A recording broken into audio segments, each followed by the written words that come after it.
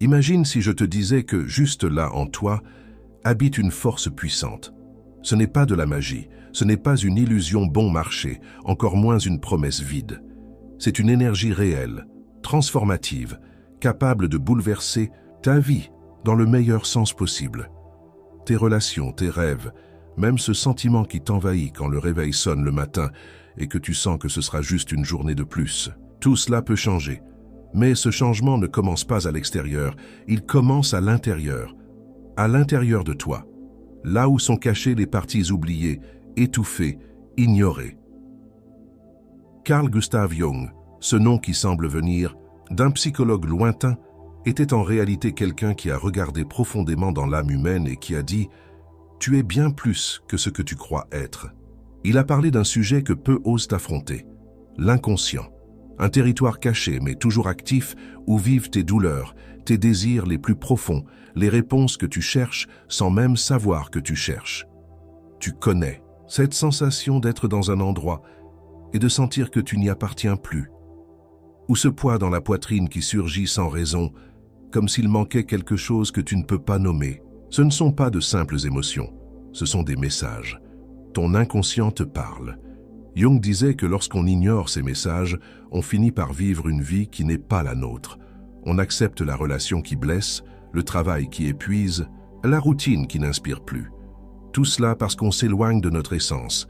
Alors respire profondément et réfléchis avec moi. Vis-tu vraiment ce pourquoi tu es né? Ou es-tu simplement en mode survie, essayant de t'adapter, de maintenir les apparences?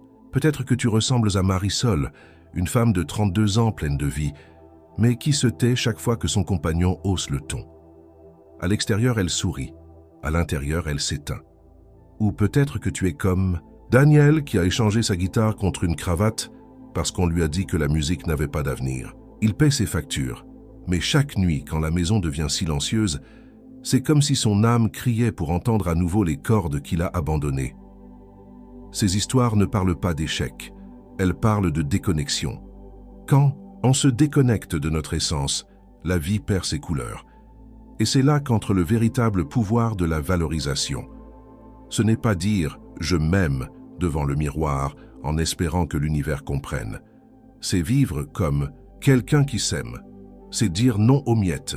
C'est refuser tout ce qui t'abaisse, t'épuise, t'éloigne de qui tu es vraiment. Voici maintenant un point crucial. Se valoriser n'est pas un acte d'ego. C'est un acte de courage. C'est faire face à sa propre ombre, comme le, disait Jung. Et cette fameuse ombre, qu'est-ce que c'est? C'est tout ce que tu caches, même à toi-même. La jalousie que tu ressens en voyant quelqu'un réaliser le rêve que tu as laissé de côté. La colère qui explose quand tu te sens ignoré, même si tu fais semblant que cela ne t'a pas touché. La tristesse qui te visite en plein après-midi et que tu masques avec un café et un sourire forcé. Cette ombre n'est pas ton ennemi. Elle est ton allié, la plus sincère. Elle te montre, avec toute la douleur et la force, où tu dois encore guérir.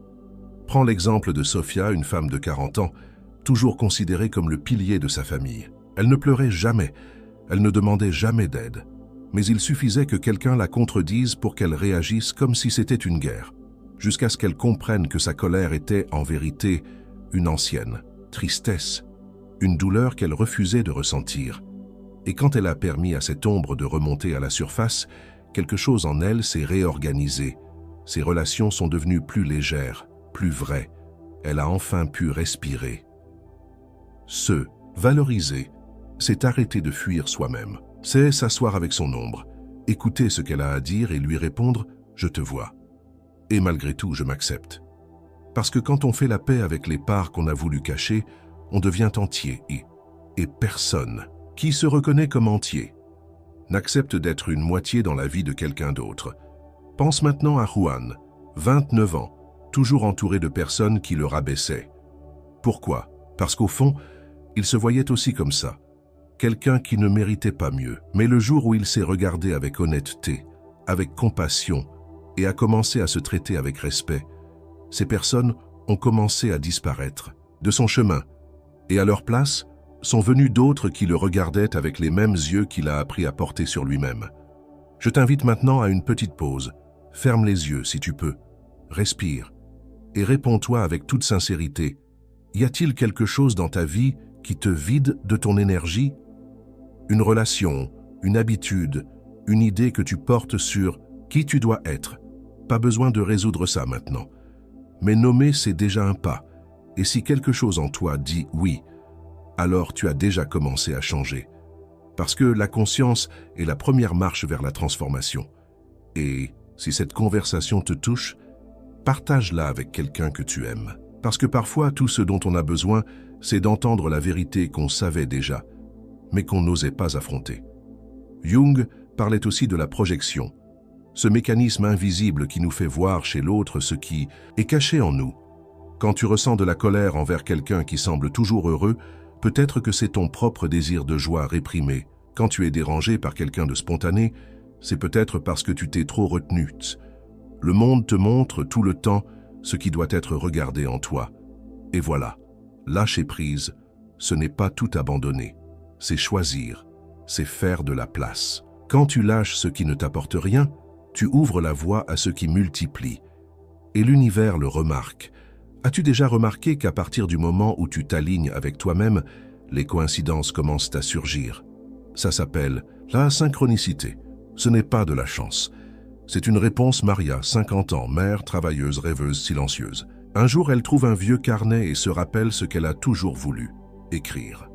Elle prend un stylo et commence, pas pour devenir célèbre, mais pour être elle-même. Quelques mois plus tard, par hasard, elle rencontre une éditrice, dans un café. Coïncidence? Non.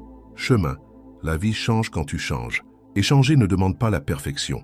Ça demande de la présence, de l'écoute. Le courage de regarder ce qui fait mal, le courage de choisir ce qui guérit, et surtout le courage de se valoriser. Parce que quand tu te valorises, le monde n'a pas d'autre choix que de te traiter selon ce nouveau standard. Alors ce soir, avant de dormir, fais ce petit exercice. Écris 3 choses qui te pèsent. Ça peut être des personnes, des souvenirs, des habitudes, des croyances. Et à côté de chacune, écris « À quoi ressemblerait ma vie sans ça ?» Pas besoin d'agir tout de suite, juste ressentir. Imaginer, parce que ce que tu imagines avec vérité, tu commences à le créer. Et maintenant que tu es arrivé jusqu'ici, dis-moi avec sincérité, combien de fois as-tu senti que tu vivais une vie qui n'était pas la tienne? Combien de matins t'es-tu réveillé avec ce sentiment de fatigue, avant même que la journée ne commence? Combien de fois t'es-tu regardé dans le miroir et as-tu vu quelqu'un qui se battait pour tout tenir debout, mais qui savait au fond que quelque chose n'était pas à sa place? Eh bien, tu n'es pas seul. Ce sentiment que tu as peut-être porté en silence si longtemps, c'est ton inconscient qui essaie d'attirer ton attention. Et maintenant que tu l'as entendu, que quelque chose en toi commence à bouger, il est temps de faire un pas de plus. Carl Jung disait que ce que tu nies te soumet, mais ce que tu acceptes te transforme. Et cette transformation commence par de petites décisions. La première est d'assumer avec honnêteté que tu veux plus. Plus de présence, plus de paix, plus de sens. Que tu ne veux plus juste te réveiller, travailler, accomplir des tâches, sourire par obligation et recommencer. Tu veux vivre vraiment. Sentir que tu es à la bonne place avec les bonnes personnes en faisant ce qui compte vraiment. Et pour ça, tu dois apprendre à lâcher ce qui ne te sert plus. Lâcher la peur du jugement. Lâcher la croyance qu'il est trop tard. Lâcher cette voix intérieure qui te dit que tu n'y arriveras pas, que tu ne mérites pas. Parce que tu peux, oui. Tu mérites, oui. Et tout l'univers est prêt à te le montrer. Quand tu seras prêt, tu vas recevoir. Alors aujourd'hui, plus que d'écouter, je t'invite à agir. Oui, agir. Parce qu'écouter, c'est un début puissant, mais c'est dans l'action que réside le vrai changement. Alors, si ce contenu a touché ton cœur, si une part de ce texte t'a aidé à y voir plus clair, aime cette vidéo maintenant. Cela montre à l'algorithme que ce message est important et il pourra l'emmener vers plus de personnes qui ont aussi besoin de se réveiller à leur force intérieure. Et encore mieux, laisse un commentaire juste en dessous, simple ou profond, ce qui a du sens pour toi. Écris quelque chose comme « Je suis prêt à me valoriser » ou « Aujourd'hui, je décide de lâcher ce qui me fait du mal » ou partage un insight que tu as eu en m'écoutant. Parce que, quand tu commentes, tu renforces ton propre engagement vers le changement. Et tu inspires aussi d'autres personnes à réfléchir et à suivre ce même chemin. Chaque histoire racontée ici, chaque exemple, chaque mot, C'est une invitation à te rappeler qui tu es, à revenir chez toi, à te reconnecter avec ce qui fait vibrer ton cœur. Et si tu es arrivé jusqu'ici, c'est que tu es prête. C'est un signe que la transformation a commencé. Quand tu commences à vivre à partir de ton authenticité, le monde ne répond plus comme avant. Ce qui semblait inaccessible commence à venir vers toi naturellement. Les bonnes personnes apparaissent, les opportunités que tu pensais impossibles frappent à ta porte. Pas parce que tout a changé dehors, mais parce que tu as changé dedans. Jung appelait cela l'alignement avec le soi. Ton vrai toi, celui qui ne dépend ni d'approbation, ni de standards, ni de rôle qu'on t'a appris à jouer.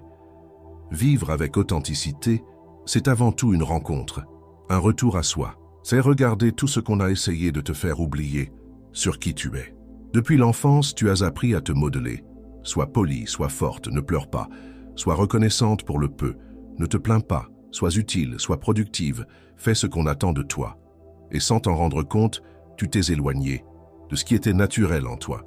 Cette créativité, ce courage, cette envie d'explorer, d'exprimer, d'être simplement toi. Puis tu as grandi. Et avec les responsabilités sont venues les peurs. Peur de décevoir. Peur de ne pas y arriver. Peur de paraître égoïste en voulant plus. Alors tu as commencé à vivre plus pour les autres que pour toi. À porter des masques de la femme, forte qui ne s'effondre jamais, de l'homme qui doit toujours contrôler, de la personne qui sourit tout le temps même quand tout est en morceaux à l'intérieur. Mais vivre avec un masque, c'est épuisant. Ça pèse. Et peu à peu, ça éteint ta lumière. Tu essaies même de trouver un sens. Tu entres dans une nouvelle relation, tu changes de travail, tu déménages, tu commences une nouvelle routine. Mais le vide reste, parce que le problème n'a jamais été à l'extérieur. Le problème a toujours été à l'intérieur. C'est là, exactement là, que l'authenticité entre comme une lumière, comme une clé qui ouvre la porte du retour à la maison. Être authentique, c'est avoir le courage de s'écouter. C'est honorer ce que tu ressens, même quand ça semble n'avoir aucun sens pour les autres.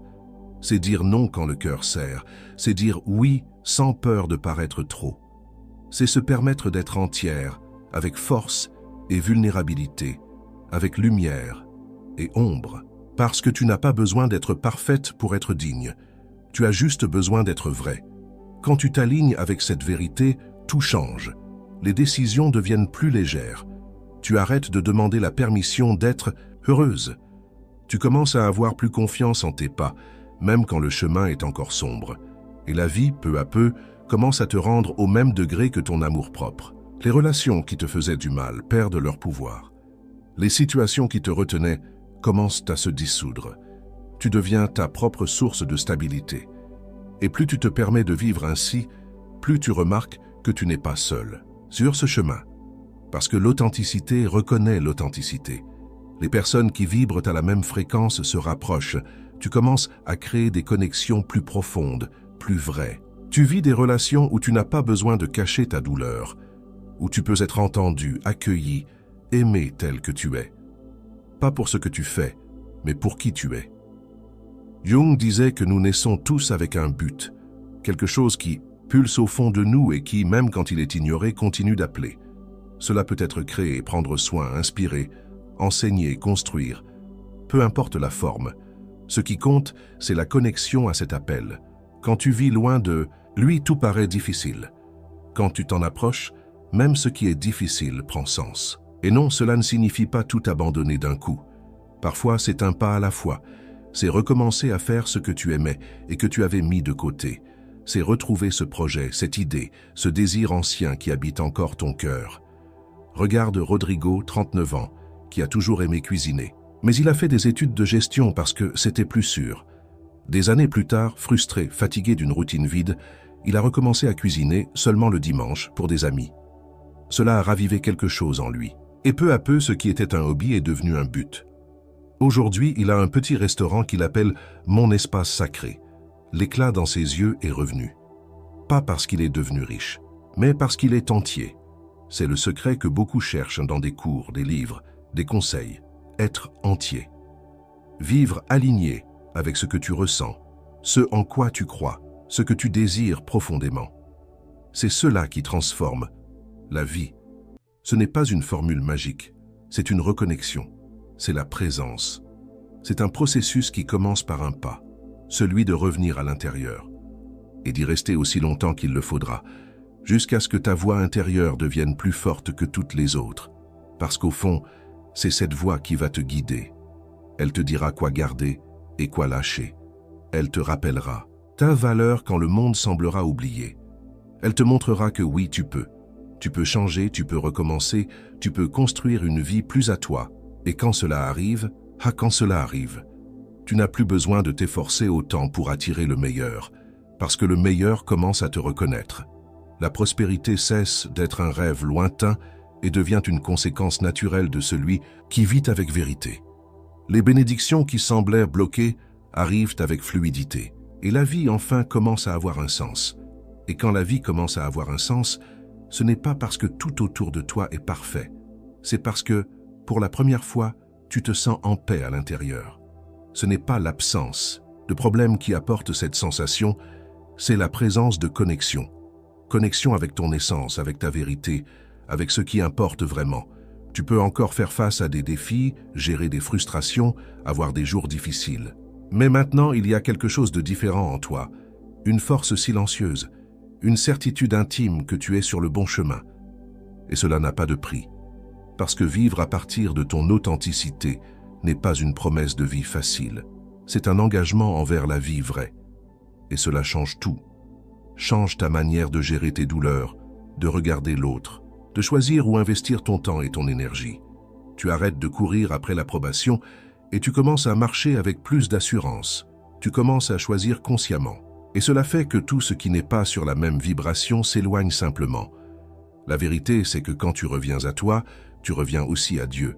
Parce que cette essence qui habite en toi, cette étincelle qui ne s'est jamais éteinte, est le reflet de la présence divine. Jung disait que l'être humain a besoin par-dessus tout d'un sens à sa vie. Et c'est précisément là que la spiritualité entre en jeu. Non pas comme un dogme, mais comme un soutien, comme un espace sûr où tu te souviens que tu n'es pas seul, qu'il y a quelque chose de plus grand qui guide tes pas, même quand tout semble incertain.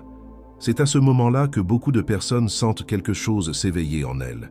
Une nouvelle conscience, une envie de vivre autrement, de vivre mieux. Et ce changement ne commence pas à l'extérieur. Il commence quand tu comprends que tu mérites plus, que tu mérites un amour vrai, des amitiés sincères, un travail avec du sens, des journées avec une raison d'être. Que tu n'es pas né pour vivre dans la pénurie, l'angoisse ou le pilote automatique, mais pour fleurir. Et fleurir n'est pas un acte isolé. C'est un processus continu. Parfois ça fait mal, parfois ça fait peur, mais ça vaut toujours la peine. Parce qu'à chaque fois que tu choisis toi-même, tu dis à l'univers « Je suis prête à vivre tout ce dont j'ai toujours rêvé ». Et l'univers écoute. Il n'écoute pas seulement tes mots, mais tes actes. Il observe quand tu arrêtes d'accepter le peu et que tu commences à t'ouvrir au beaucoup. Quand tu arrêtes de te cacher pour commencer à briller. Quand tu cesses de mendier l'amour et que tu commences à le cultiver en toi. C'est pourquoi, tout au long de ce chemin, il est si important de t'observer. Prêter attention aux signes, aux émotions, aux rêves, aux petits élans qui disent « vas-y ». L'inconscient ne parle pas avec des mots clairs. Il parle avec des sensations, des symptômes, des intuitions. Il parle à travers ce mal-être inexplicable, cette envie de tout changer, cette gêne qui revient sans cesse.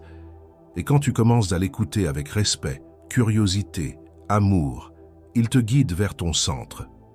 Et dans ce centre, tu trouves la paix que tu cherchais chez les autres.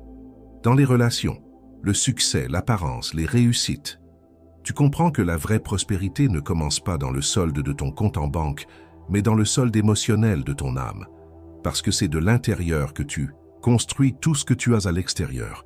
Le travail de tes rêves, la relation légère et réciproque, la vie avec un sens. Tout commence là, à l'intérieur.